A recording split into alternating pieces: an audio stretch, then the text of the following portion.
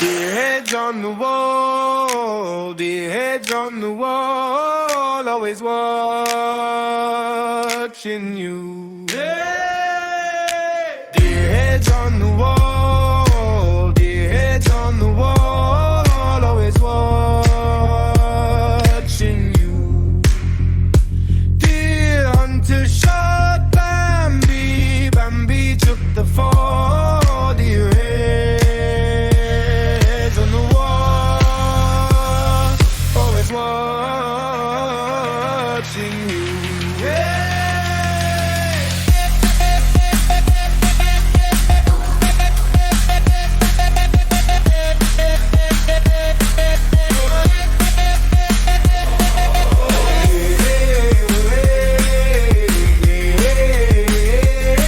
You're not paranoid if they're out to get you.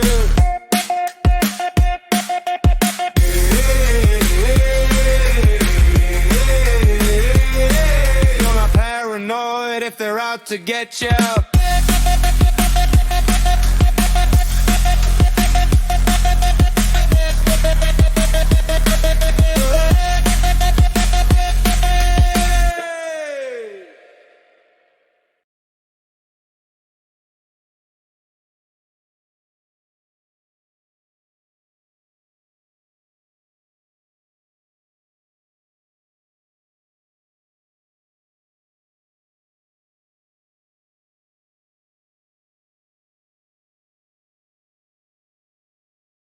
Is the 16th of May. It is Saturday. I had to work this morning, but despite that, I'm still out in the woods on time. If there is on time, just my normal schedule. But we're out today. It is just about 70 degrees. It's lovely, except for a few more bugs than normal. We are in the Tribog area today, as opposed to Vermont, because we had to work today, blah, blah, blah. Anyway, we're going to get going. We're going to kind of semi-repeat the route we took last week to see and follow up if there's any signs of life. And next week, in all likelihood, we will be in Vermont, but that's why we're following up here today. And let's see what we find, and let's get going. Thanks.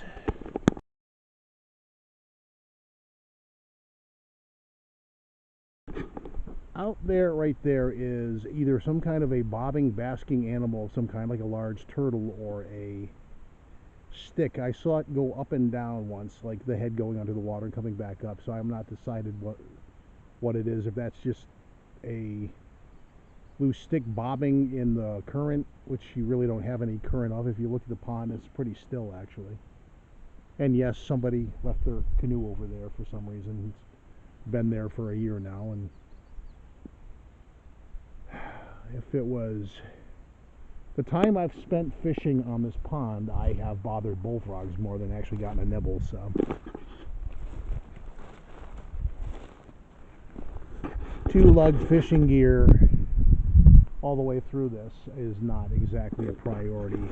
I have other fishing spots closer to home, and I was at one just yesterday, so that was nice, although I think I have to change up my bait. There's more bluegills than bass in there. And I was kind of using bait, not that it is relevant to where we are now, but since I'm talking about it anyway, you'll listen and like it there, mister. I had more bass-friendly bait, and bluegills being slightly smaller fish, it was probably too big for them. So I have to emulate a fellow fisherman that was there and seemed to be having better luck with live bait, so we'll go with that route at some point during the week. People who are botanical enthusiasts, for lack of a better word, the pretty little yellow flowers out there on the pond, what are those? If you're watching this and you know the answer to that, put it in the comments and let me know what the hell those are. Because I see them here, I see them in Vermont, and they make a very pretty little scene, but I've never really known what they are. I like to know what the names of things are so I can call them by their right name. That is a laurel bush. That is a rock.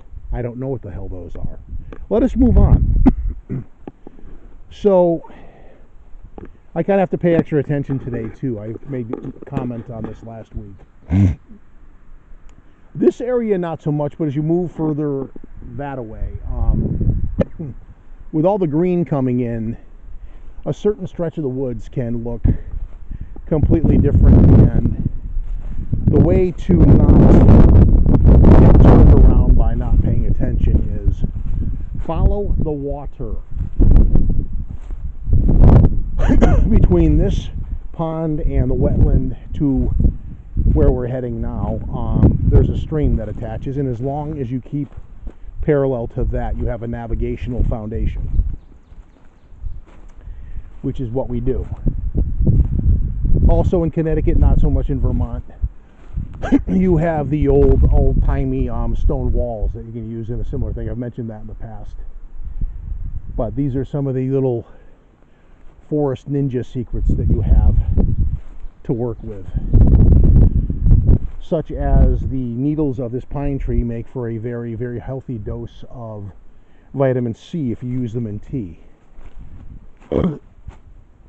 These are an unknown. I would say no. Stick to the white pine.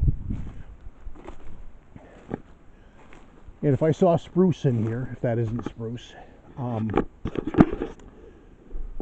I know for a fact you shouldn't use that for tea because, well, it's not going to kill you minus a weird allergy. It is going to do unpleasant things to your stomach. I have read that. So these guys for tea, if you are a tea person. And one good reason to be a tea person, it's been a historical, why pine needle tea? Because in the wintertime in the woods where you have people like lumberjacks and other outdoorsy professions where people are out in the woods all the time in the cold, spiking your system with vitamin C keeps you from getting the flu and dying out there. So that's always a good thing. But it is, between just today and last week, it is notably a lot more buggy and a lot more green in here. So it's pretty, but it's just amazing. This particular stretch of woods, aside from having some weirdness every now and then, also takes on a different appearance on a regular basis as the season changes. Probably levels off in the summer for a while until things start to dull a little bit with the coming of autumn. But I almost got an early start today too, but things with work took an unexpected turn for a moment. There's a certain amount of hurry up and wait to the task I had to do this morning, but I ended up getting here in normal time. So the reason being, I get up at the crack of dawn to do what I need to do because that's when the maintenance window is. Not that you care, but I'm yapping, and that is what I was yapping about. I am probably going to take a segment break because I need to, now that I'm kind of switching modes from work to woodsiness, I need to cover a wee bit of ground and see what there is to talk about. So I will be back in a bit. A little going. I checked online to see if there's any rumor fodder, and all I saw, aside from political tripe that is now filling up my feed every day. And the feck you Zuckerberg statement of the day is, it is galling that no matter how many times a day I try to freaking get something out of the feed because I'm bored with it and say I'm not interested, it comes back the next day. They keep shoving this stuff down your if it's not that, it's AI generated slop. And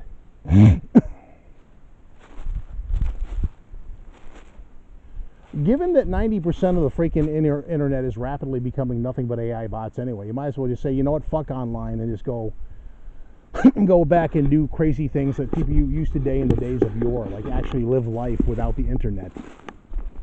Crazy thought, huh? So there's one thing out there, and this is going to probably piss off a guy named Rich to a point because he doesn't like that I'm so negative. And to him, I say that is duly noted, sir. But those who, excuse me, are doomed to suck in pollen all day and believe in all things Bigfoot presented to them online, when 99% of it these days is AI-generated slop, all of a sudden everything is Bigfoot, but nothing is Bigfoot. So if everything is Bigfoot and I walk 20 feet in the woods and he comes out to shake your hand every time, why don't you have a picture of him or an autograph or something? And how come we haven't found him yet? There are people out there in the community that will claim they go out every single day, and every day they meet up with their favorite Bigfoot buddy and they're hanging out playing poker or whatever. How come he doesn't pose for a picture with you? Because that would greatly help us to wrap this thing up and we can go move on to Nessie or aliens or something. And like actual aliens, not the ones that are a convenient distraction for the government whenever Cheeto Head or anyone else wants to distract us from whatever. Anytime the government mentions aliens, I start going through like multiple viewpoint news sites and like, okay, what's actually really going on? He might want to take our attention away from, because the government is never going to freaking admit to alien anything, because number one, there are those out there that don't think the general public collectively is able to handle the truth. And the truth basically is you're a Nimrod if you don't think there's not that if you honestly think we're alone in the universe, when you have hundreds of billions of stars in this galaxy alone, aside from the other hundreds of billions of galaxies in the visible universe to crazy powerful telescopes, you're a moron and a Nimrod and probably need beatings. Back to pissing off Rich, though. There are people out there that will believe literally anything. And this is, again, just my little hopping up on the podium and on the pulpit and preaching to the masses, probably in vain, but if you believe everything is Bigfoot, then you're part of the problem, because if you don't filter out the white noise, and you actually have real evidence come in, it's going to drown in the white noise. And granted, some people don't want to solve the mystery because they like the titillation of it. Fair enough, but some of us would like to see this thing solved in their lifetime. Because it's fascinating enough that a humanoid creature could live alongside man in modern times with all the technology we have, if only to find out how the hell the thing's been freaking hiding from us so effectively when we got all this technology now. We got night vision, we got freaking thermal vision, we got LiDAR and shit. We got all kinds of crazy stuff. We can do it from the air, we can do it from the sea, we can do it from the land. And probably one of the most ingenious setups I've seen was a bunch of GoPros on a hunting dog. A very, very well-trained hunting dog that was going through the undergrowth like this. And you had roving dog cam just going through the undergrowth. That's the kind of thing that's going to catch Biggie off guard, in my opinion. Because the dog came out of nowhere and surprised me. I heard him coming, but it sounded like wildlife.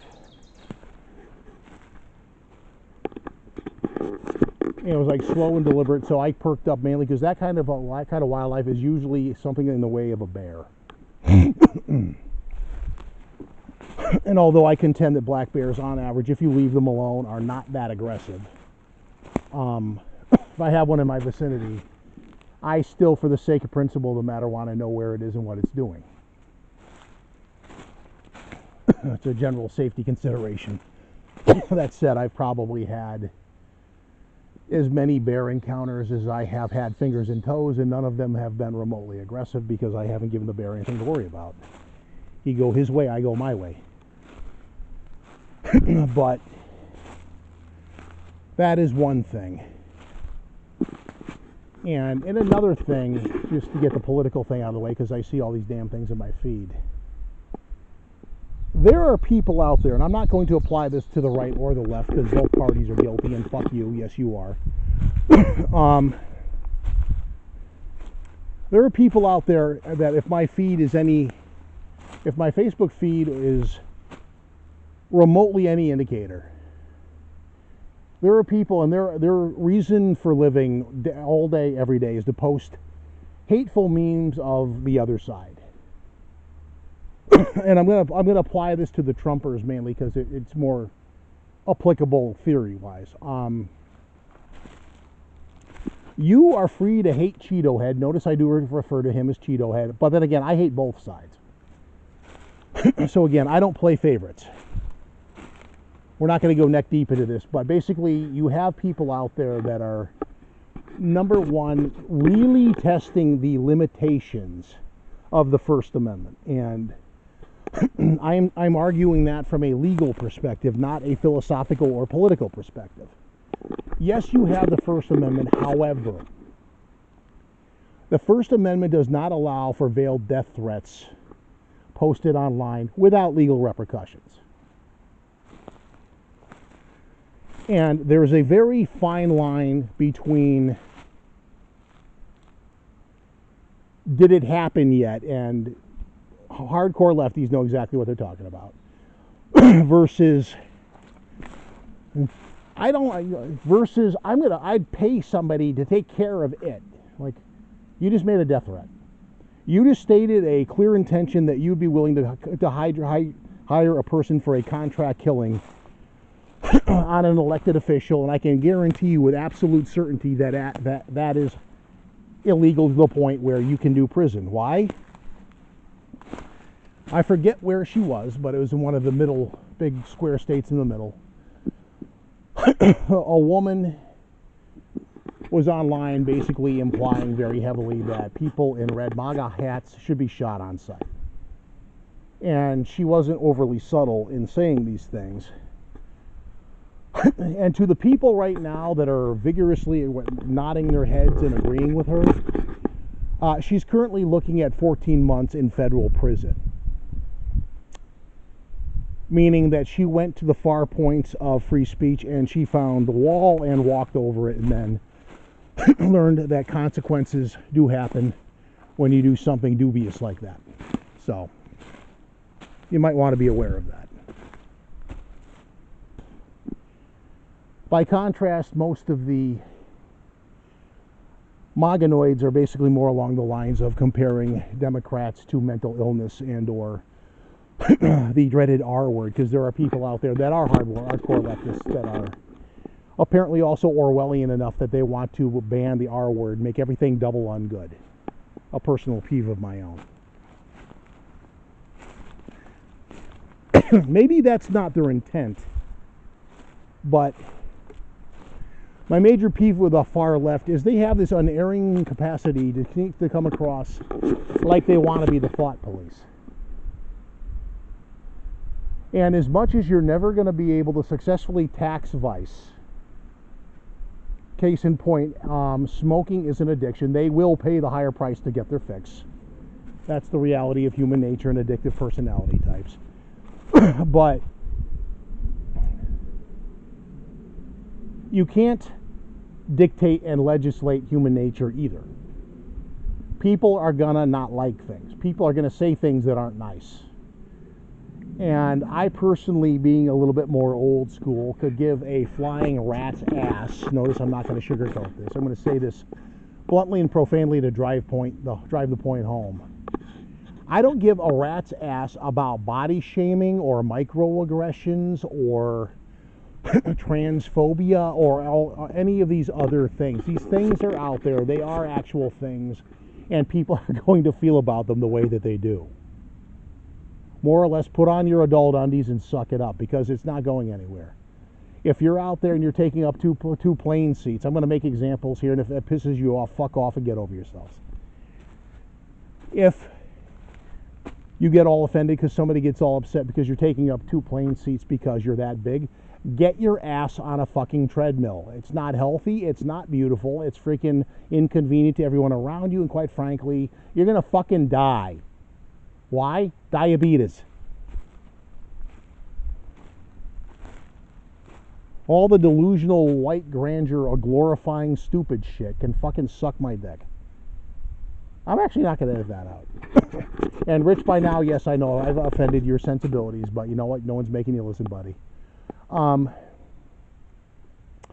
Also,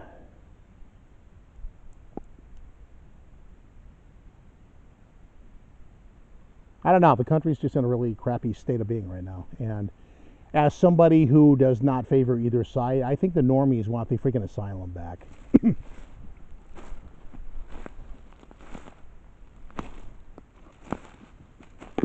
But I am going to throw out that warning to the to the lefties out there, because I've seen some stuff in just in my general feed, and if I can see it, then the feds and people can see it, and these things don't not get acted on.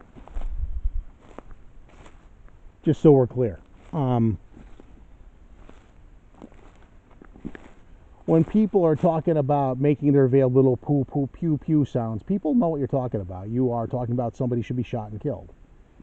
And the devil is, yes, in the wording of how you do that, but you are on that ragged line of what's going to get you arrested or not. And again, that's not political bias on my part. That is not that. That is legal fact. The First Amendment exists, but it does not allow for death threats. You go that far, you've committed a crime.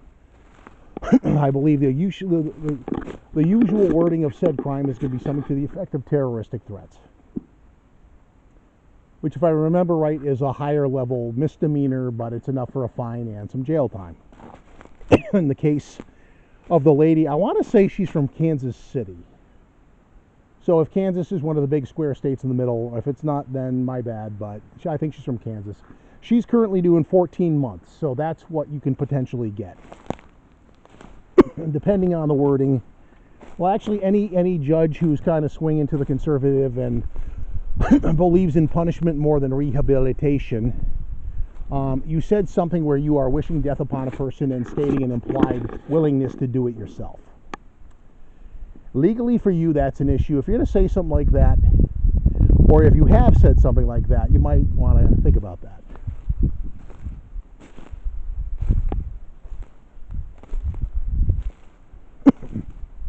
I know that right out there right now, there's somebody, I have a right to say whatever. You can say it, you can think it.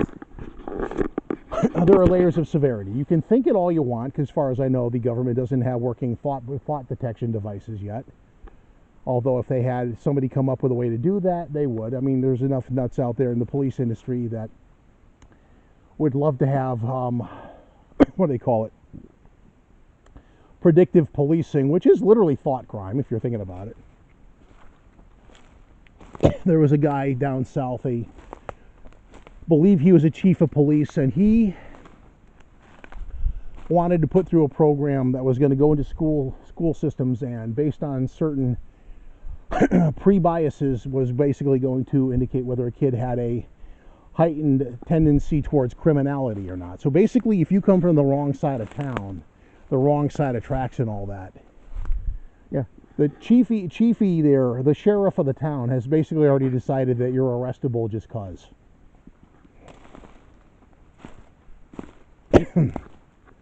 That's where that leads. As much as that sounds like a right-wing thing, the lefties are doing it too.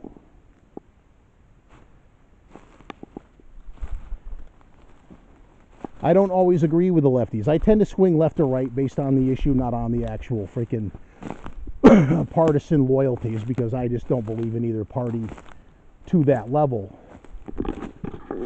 Both parties are good at certain things, and both parties also need to shut the fuck up on certain things because they don't. And one that I'm going to go with that's not really partisan, more than conceptual. Politicians that are pandering and making legislation based on freaking window dressing need to stay the fuck away from technology. Because they don't understand the underlying technology. And of course they're going to tell you they do, and they have experts, and no, they don't. Because if you had the experts and knew what you said, you knew what you say you do, you wouldn't be passing idiotic laws the way you are. Case in point, the age verification on an operating system level. The most egregious version of this was basically Linux in Colorado. And the legislators found out very quickly that this is going to negatively affect not just random Linux distributions, but also things like Kubernetes, Docker, GitHub, and things that are used by the industry. And I know for a fact, working indirectly for certain parts of the government, they use these things. And these are frameworks that are open source. And the way that the law is going to demand they get used, you're going to break it. And these are the things that are like the best in practice in the industry for a reason. And because you are pandering to people that don't understand the technology either, you're going to break it. There was a ray of hope, however, where the idiots in Colorado got a lot of backlash and may be retreating because, and to that end, I did bitch recently about the Glock ban in Connecticut. And if we ever get to the point, and there are lefties out there, notably in Rhode Island, that are talking about moving the goalposts and basically changing so you don't have grandfather clauses anymore. So despite the fact you bought something 10 years ago that was legal at the time and you bought that in good faith, there are people out there now saying, no, you have to give that up. Or you're a criminal, despite the fact you've broken no laws. If there is any justice in the world, that is never going to happen because it's going to get a vicious fight in court. And you actually see that kind of unfolding now in Canada, and they're not the most gun-friendly country in the world, but you have this pudgy little Indian dude who is basically trying to say, okay, well, there's no buyback, as in they can take your shit without any compensation. And again, if this is a problem for you, take guns out of that equation and apply that to eminent domain. Pandering politician shows up in front of your door. He's got a hard hat and a golden shovel. He's got a sheriff to evict you from your house. You got 5 minutes to move your shit, or else you're going to be arrested. And there is with him a film crew and a construction crew, because apparently your front yard is the new on-pass to I-91.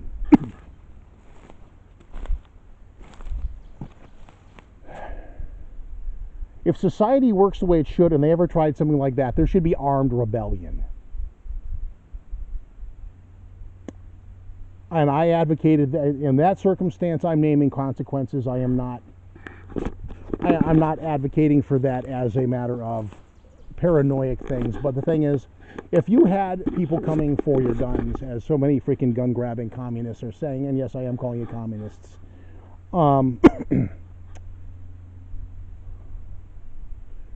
the people that have the guns are not going to give the guns up, and the vast majority of people that are of law enforcement nature that have sounded off on this particular issue, they're not going to enforce it because of the inherent unconstitutional nature of it. All you're going to do is marginalize and really piss off a bunch of armed citizens. That can be dangerous.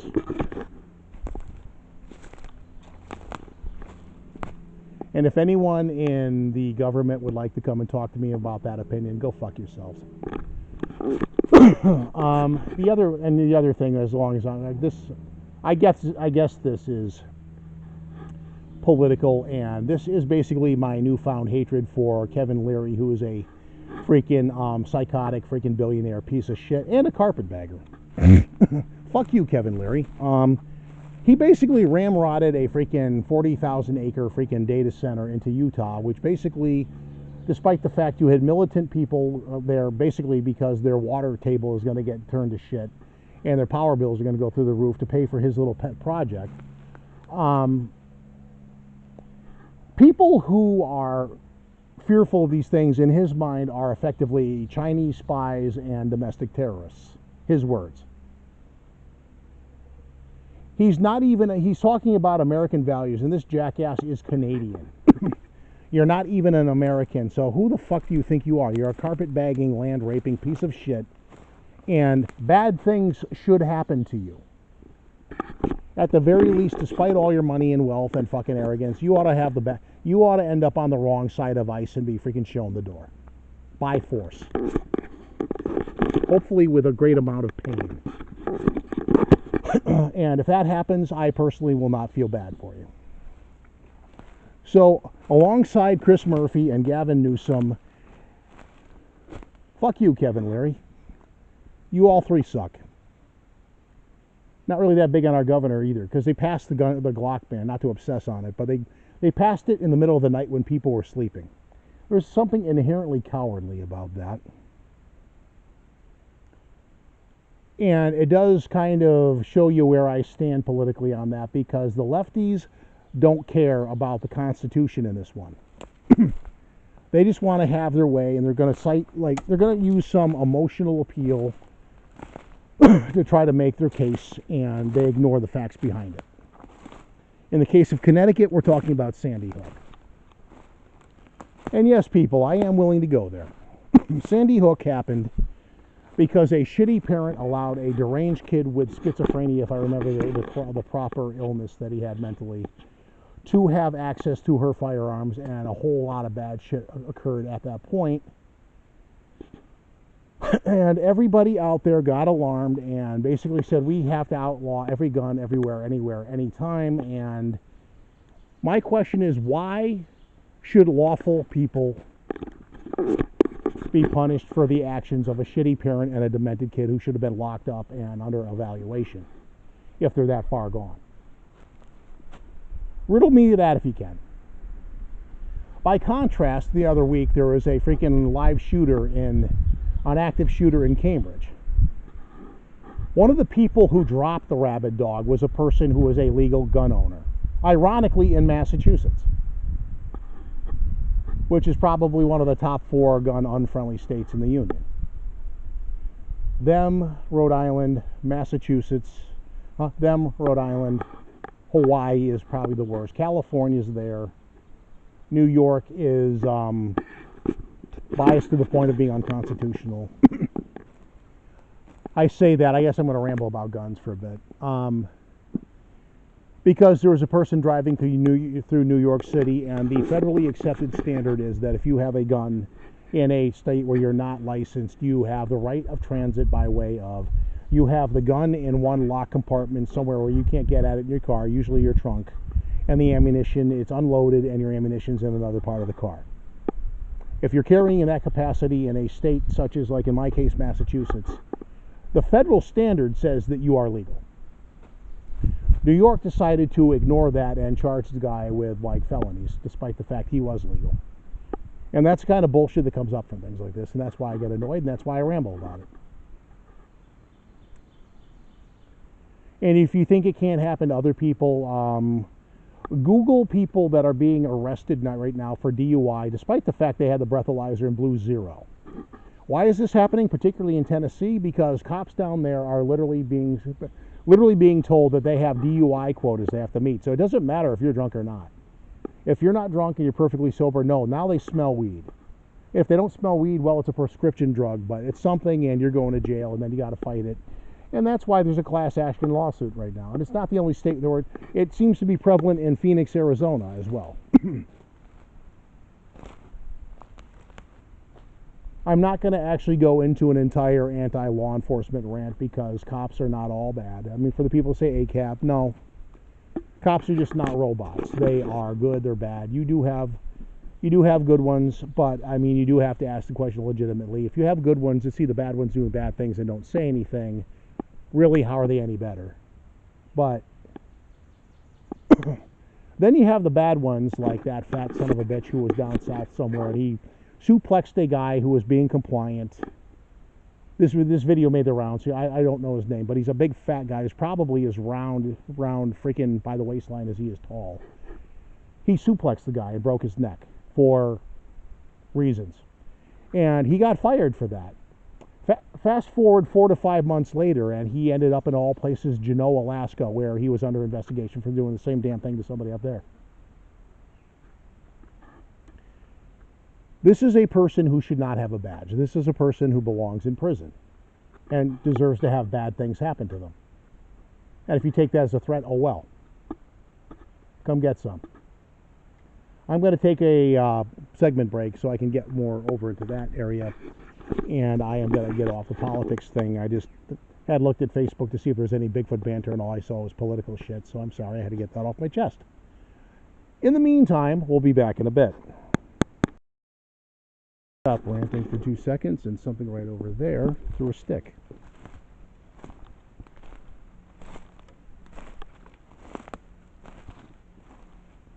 Or so it sure as hell looked. any activity this far in, and right now, if you saw a map, we are pretty much in the middle of fucking nowhere, pardon my French. So any activity of that nature is interesting.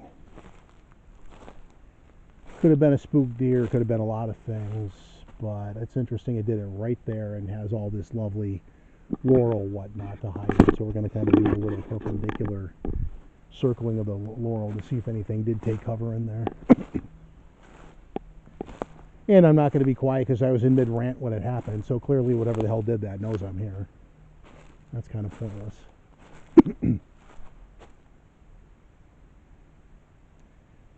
Areas like this in the summer are interesting because you got a lot of undergrowth, or even big monkey-like things to be hiding in if they duck down and blend in.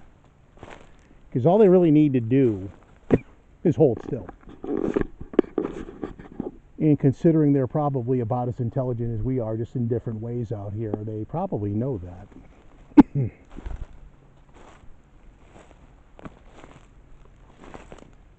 And if you want to get back to subject, if anyone ever wanted to ask me, what do I think Bigfoot is? I am definitely somebody who has seen what I believe to be one on 3 different occasions. Now, granted, that's 3 different occasions over the course of like 20 years. So it doesn't happen every day. And for people that want to say it does, you're lying. But what I saw was not the Niflheimers, was not an alien. It was a definite flesh and blood, sort of kind of ape-esque thing, but not. Because you see videos every now and then of chimps and or gorillas standing upright and walking for brief periods like that. And what this thing looked like did not look like that. From the back specifically, and probably about 6.5, maybe a little bit taller, you had something with legs that were very similar in length and composition to a human. A big ass barrel chested head and trap muscles, where for all the functionality in the world, you're not talking about any kind of real neck, which is probably why you see Patty in the PGF film swinging the whole body, because the neck doesn't move that well. And it was far enough away, I can't really speak to the detail level of whether the head was like conical like an ape or just really big friggin' neck and then a human-shaped head, but because the traps are so damn big. I can see in there, I guess, well, it could have just been a stick falling from the tree. They got a little breeze out here, so that happens on occasion too. But now that we're in this lovely swampy goodness, though, I am going to look for tracks. Although in this kind of composition with the leaves, it's probably just going to be like a big dent of some kind. But anywho, what do I think it is? I think it is, I'll use the word simian, bearing in mind that there are those in the scientific community that believe that humans are simian, as in we are a form of ape. And to that end, I think it isn't quite human, and I don't think it's pongoid, like some people would say. That comprising, for those that don't know the term, great apes that are such as basically primates, gorillas, gibbons, orangutans, and chimpanzees. And if I missed one, that's my bad, but those are the ones I know of off the top of my head, minus humans. And this thing is probably a genetic offshoot 2/3 of the way to human, favoring something along the lines of an orangutan or a gorilla in terms of similarity, but with clear differences. I also, from direct experience, am a firm believer that they have some form of infrasonic ability in the same way that like bats and whales do. It would explain a great deal, actually. And there is I've covered this before, but there is a scientific precedent for this, because you actually have mammals and land-based mammals that have built-in sonar in the way of bats, that despite myths to the contrary, they can see and hear just dandy. they can use sonar to freaking find prey in the dark.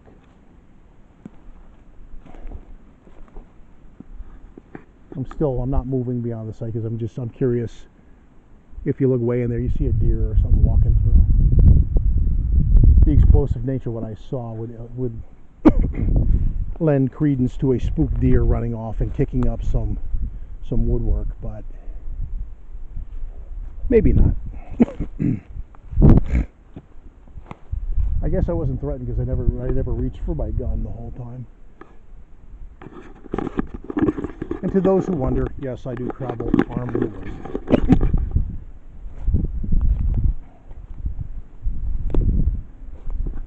Although I have a greater concern over people than I do wildlife 90% of the time.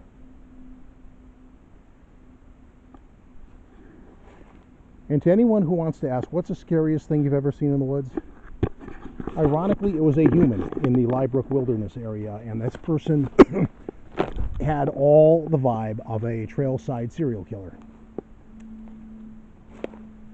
And that is a large part of why I upgraded from bear mace and a really big knife to something that goes pew pew, because somebody like that is probably not going to be detoured by bear mace. Anybody wired as a serial killer is not wired correctly and is going to have different, I'll call them behavioral triggers than a normal. So they're not going to process information or possibly pain the same way.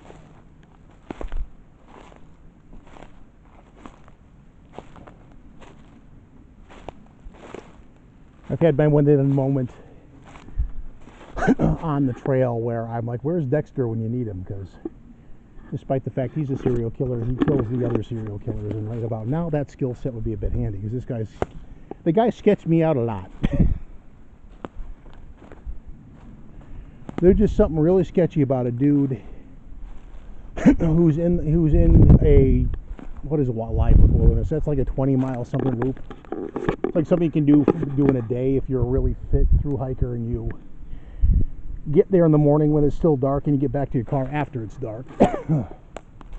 Most people probably camp out in there though, but when this guy is like 3 hours into the hike, in the middle of nowhere, no gear, and he just walks out on the trail and blocks your way, I'm sorry, that's something that just ain't right.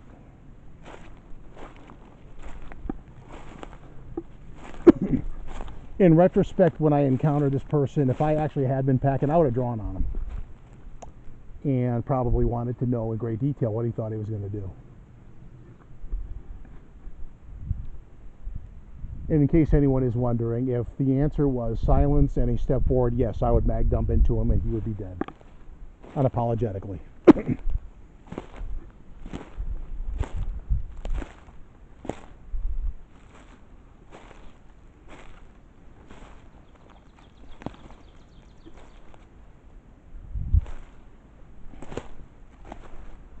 On a weird note that's kind of going back to the firearm route, if you are a person who ever gave thought to coming out in the woods with me and decided that they aren't cool with somebody out there who happens to be packing, too bad.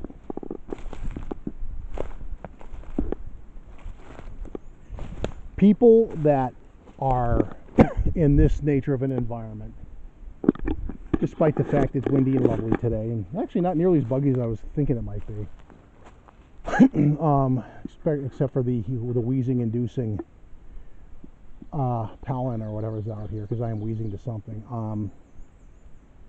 You also have multiple bears, aside from anything simian and not human. You have multiple bears, you have multiple moose, and not so much now, but in the autumn when the rut's about and you run into an unlucky and loved bull moose, he's going to be grumpy and he's not going to be happy to see you. That's 800 pounds of not getting any and being grumpy about it. And they will charge you. You could have potential danger just out of a trophy buck having a bad day. Rabid bobcat's not outside the realm of possibility. I literally have been attacked by a rabid raccoon before. That's you don't think trash pandas are that scary until they're coming at you like that. And he suddenly realized they're not that tiny. People have been killed by a beaver. And granted, it's a fluke, but I forget where the hell it was, probably down south, but somebody was, he got too close to a beaver. The beaver bit him in the leg and got his femoral artery with those big stapler freaking rodent teeth, and he bled out. So go figure. And you also, despite the fact that the Deep says, the Deep being the Connecticut version of the DNR, says otherwise, there's at least one mountain lion out here. And yes, I have seen him. Bobcats don't have big long tails with a black dot on it, and they're not as big as freaking German Shepherds. This thing was. So if you have a massive problem being out in the woods with somebody who's packing, you are unprepared for the realities of potentiality out here. And quite honestly, you should probably stay home. Sorry, not sorry.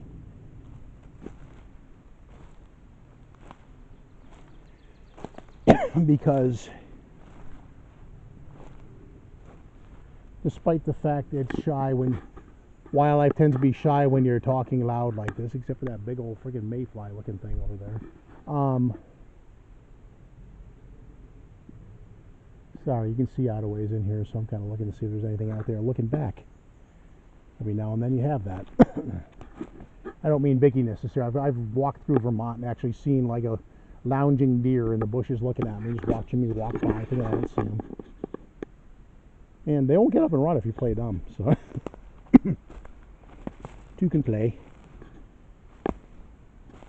You'd also be amazed how many times you hear someone coming through the undergrowth with making a racket. You think it's a bear or something. It turns out to be a pair of mallards with their ducklings just making their way to the water from wherever the hell they hid their nest. Are ducks dangerous? No. Generally not.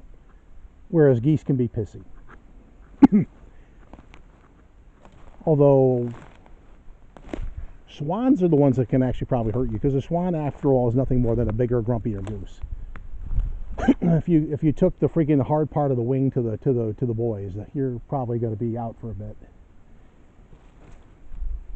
And getting pecked in the same area by them is probably not any picnic either. So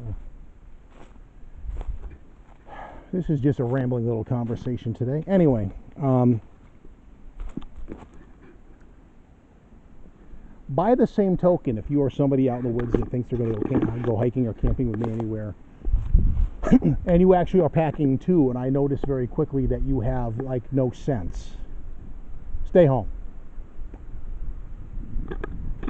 They have been few and far between. There was a guy on YouTube in the earlier days, like I think around 2010, that was marginally in the Bigfoot community. This guy was a classic, what's the right word, fanboy for Clint Eastwood movies, and he was out in several videos where he has people in the area around him, and he has a loaded shotgun, and he's swinging this thing around with no care in the world, and just pumping lead into the tree line without any common sense at all. This guy, I hope to God he's not in prison because he freaking actually shot and killed someone, but he's a classic candidate for somebody like that.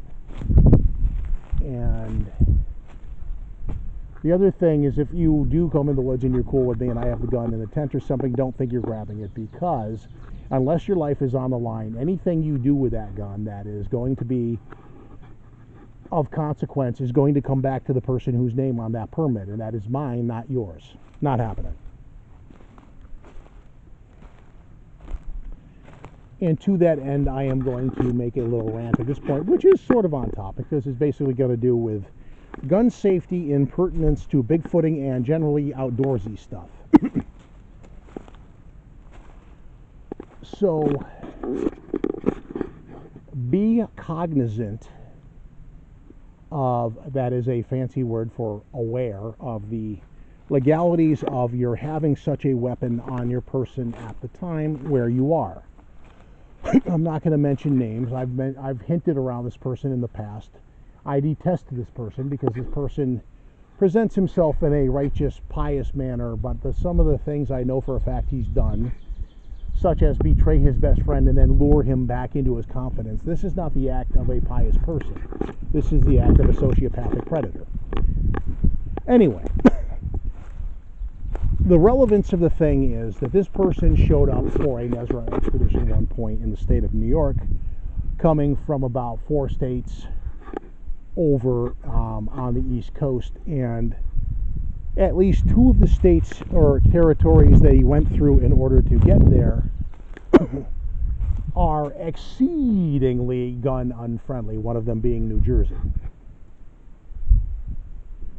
And if you didn't go through New Jersey, somehow you had to go through New York, and New York is a place where I highly doubt you had a reciprocal gun permit, because New York, like Connecticut and every state other than like Vermont and New Hampshire and possibly Maine, they don't reciprocate with anyone.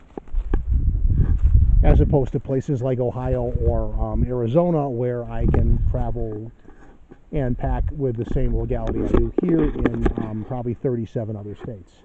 That being the one, I believe, the last count for Arizona, minus Virginia, which changed laws last year. So 36. But this person drove up, was walking around the campsite in New York with open carry, and even if you have a permit, New York is not an open carry state. Had you been happened upon with a ranger and he asked you about said gun, you're going to jail. And would I carry in New York without a reciprocal license? No, because like I told you, the guy that was like going through just following legal transit laws, I hope he beats his charges, but he was looking at felony charges and they were applied in an unconstitutional manner.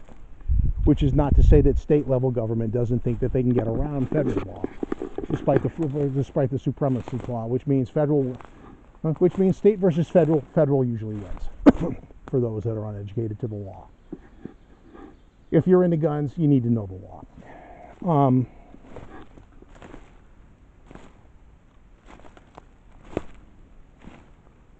So know that you are legal to carry. Know how you're legal to carry, because Connecticut is a concealed. I'll give you my own situation. Connecticut is a concealed carry state. They used to have open carry. You can't do that now.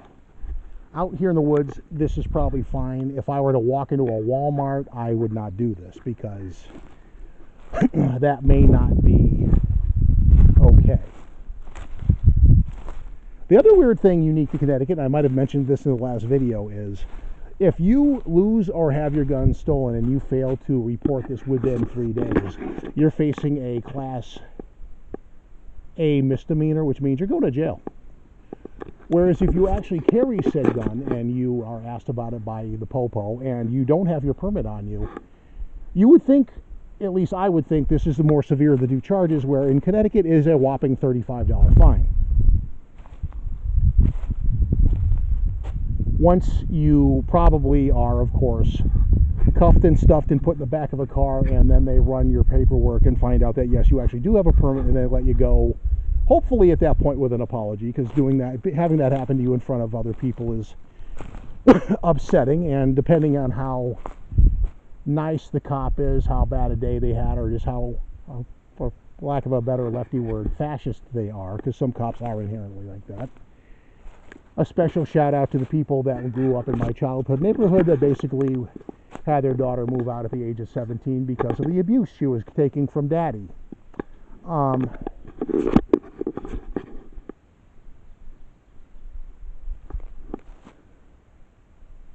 In Connecticut, though, you are limited to concealed carry. And I'm waiting to see how the shoe drops with all the Glock convertible 9mm pistols that are now technically illegal for new purchases. I'm waiting for the part where they try to make it retroactive and do away with all the grandfather clauses. And I hope, for the sake of further implications, that they actually see people arise that will fight this more diligently than the Glock. But then again, they did the Glock ban in the middle of the night to get it through and sneak by opposition, because there was a lot of opposition to it, believe it or not. Moving out from Connecticut, though, however, New York, Rhode Island, Massachusetts, and New Jersey are all non-reciprocal. So you are covered by transit laws on a federal level, but given what I just described in New York, not once but twice, I would not transit through there with it because it's not worth the risk of having some little freaking jackass trooper arrest you for something that was not illegal. Because apparently they will. Jersey has a reputation for being fairly gun-friendly too. Maybe not down in the Ozark portion of the Pine Barrens, but the northeast answer to Appalachia. But, and pronounced properly, Appalachia. No offense to the residents of that area. I'm sure it's a fascinating place for any one of a number of reasons. But moving north from there, though, it gets a lot more ironic because once you get down to the Forbidden Zone, you dwell into Vermont and New Hampshire, and in these two states I have reciprocal by way of Arizona on one level, as well as constitutional carry, I believe, in both states. So you can have that thing on your hip and just walk on into a store like you own the place, just like everybody else. It's not uncommon to see a person with a 38 special on his belt in Vermont. It's a different gun culture there. Weird one too, because they're typically hippies, but they like guns. Like if you had hippies take over Texas, that's kind of the gun culture there. Maine, I believe, is not. They may be constitutional carry. I don't believe they are, but I do believe I have reciprocity there by way of Arizona. And if you move outside of New York, I do believe that Ohio and Pennsylvania, I probably am. Definitely am in Ohio, possibly likely am in Pennsylvania. They tend to swing more red than not, so. I have made it back to this area like last week, and I am going to say it again. This is probably a pretty awesome place for a night op and a hammock camp out. For like 2 or 3 people that were strung out, we could have one over there, and then like have a string of hammocks like 20 to 30 feet apart. I do have to watch this area though, because you have the capacity to wander over the line into Massachusetts, and that is where my zone of legal carryability abruptly ends. And not that you have a state trooper in a freaking lifeguard stand right on the freaking state border in the middle of the forest, but why go down that road? And although I have transited through Massachusetts legally, Massachusetts state troopers have had a couple of scandals for corruption, so I make sure that I do the speed limit and don't draw attention to myself whilst I do. I was concerned for a while on an unrelated law back before Connecticut legalized weed and all that. You were legal in Mass and you weren't in Connecticut. My fear was when you come over the border that you were going to get pulled over by a Connecticut trooper because they think you're coming over the border with weed, because that's happening. It probably still is happening, but it was happening for a while in Colorado where they had legalized it, and then every state going eastward that was adjacent to them were pulling people over the state line because they thought they had a free drug bust, and they may have actually like jerry-rigged a few, if you know what I mean. So I'm going to take a segment break. I am going to listen in for a little bit, probably take some photography of this lovely area, and then I am going to plot my next move. But as always, I'll be back in a bit. On the way out, so I'm going to wrap this one up. We had a momentary interest of some activity of something. Probably nothing not mundane though, because I wandered around the immediate cover. Anything would have gone to, and there's nothing there. So, and with loose leaf litter stuff like this, you'd hear something going tromping through the woods, especially at that distance. So this is where I'm going to wrap this one up. You got kind of a mixed rant, politics, and a little bit of Bigfoot and outdoorsy stuff. So outdoorsy now being a word. So we wrap this up with your usual YouTube stuff. So like, subscribe, leave comments if you're so moved, and we will catch you on the next one. In the meantime, bye.